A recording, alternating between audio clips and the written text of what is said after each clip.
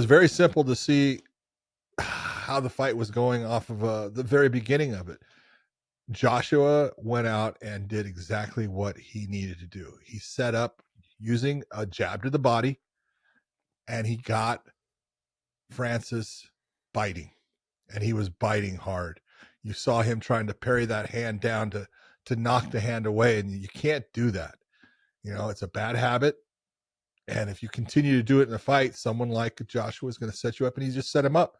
He set him up by throwing those shots to the body and had him guessing. And when he lowered his level to throw that body shot again, instead of it being a jab to the body, it was a right hand over the top, and it caught him. And heavyweights, I don't care who you are, heavyweights have power because there's so much weight behind it. The human body can only take so much. Francis got hit with a good shot that one in the first round. I'll give him credit for making it through the round. He was hurt. Yeah. He was stung. You could see it. And then, you know, when Joshua did the exact same thing, he just went back to one of the things that you look at, it's in fighting, it's very simple, Josh. You know that. Something works. Oh, that worked. Do you just stop doing it, or do you go back to the well? Yeah.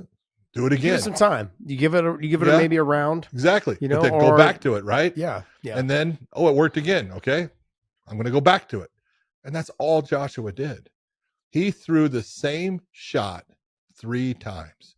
They all hit him. They all hurt him. The last one put him out. I take nothing away from, I thought Anthony Joshua handled himself in this entire situation beautifully. I thought he was a sportsman. I thought he was a gentleman. I thought he had class. Loved everything about it. I thought he went out and fought the way he was supposed to fight. And he's getting better with Ben Davison as his trainer. Continue on, my man, because you got something going right now. You're a way better fighter at this moment than you were a year and a half, 2 years ago. Absolutely. For Francis, the one thing I'll say is it's okay. Yeah. Yeah, no big deal. But I do think you need to go back to what is you. And he's 39, John. He's not 39. He's 36, maybe 37. Right? Sure. I'm positive. How old is Francis Nganou? 38 or 39? Come on. 36, 37. Come on, baby. 37. Ha! 37. I win. I love When's he turn 38? Don't do that. Lean. Jave, can you look up? When's he turn 38? Look. They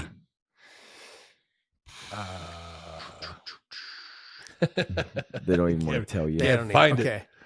So he is somebody that he can continue to fight, obviously, in MMA, and that's where his bread and butter is in terms of what he should be doing.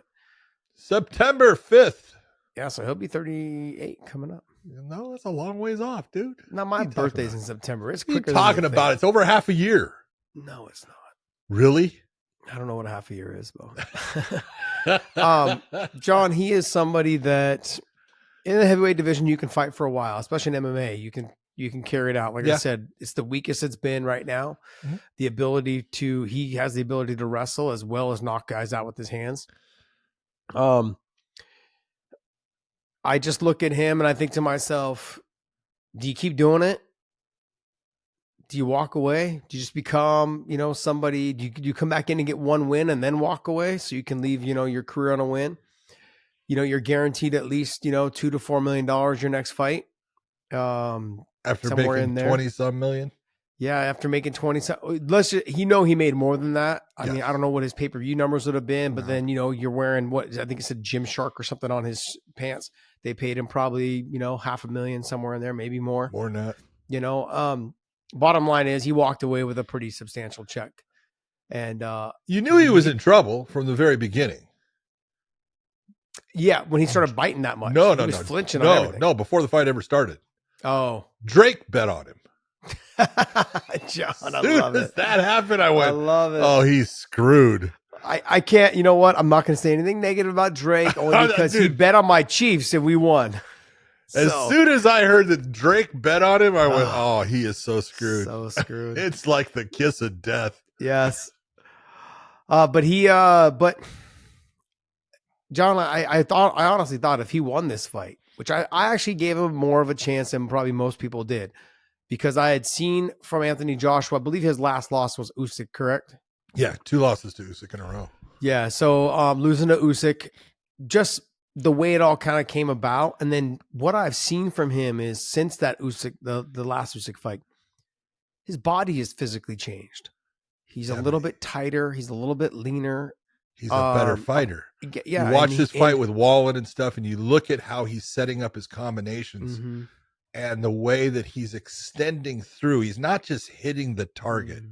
He's extending through the target. He's doing things that you didn't see him doing before.